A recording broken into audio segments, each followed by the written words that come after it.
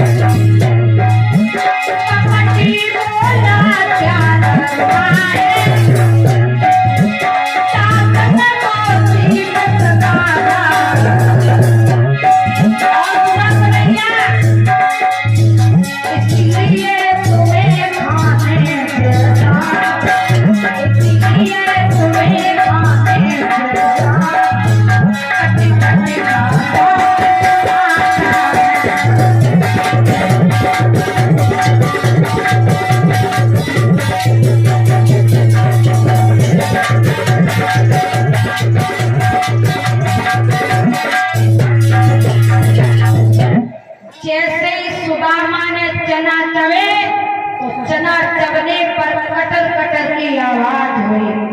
तो कन्हैया ने कहा सुदामा भैया क्या खाए रहो, अगर तेरे पास कुछ है तो थोड़ा बहुत हमको भी दे दे, भूख की वजह से मेरा दम निकला जा रहा भैया। तो सुदामा बोला भैया तुझे पता होना चाहिए बगीचे में इस जंगल में खाने के लिए क्या रखा है।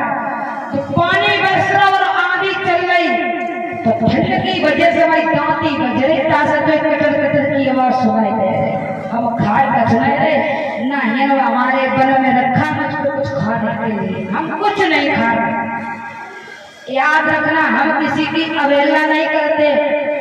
कच्छ हमारे शास्त्री भैया बहन आते हैं कथा कहने तो वो कहते हैं कि सुदामा को श्राप कन्हैया ने दिया था, दोस्त कभी दोस्त के साथ गद्दारी नहीं कर सकता, अगर सच्चा दोस्त होगा तो कभी गद्दारी नहीं कर सकता। सुदामा को कन्हैया ने श्राप नहीं दिया था। आज पानी बंद हुआ है तो दोनों भैया भैया चले हैं गुरु माता के आश्रम पर। जाते जाते कन्हैया ने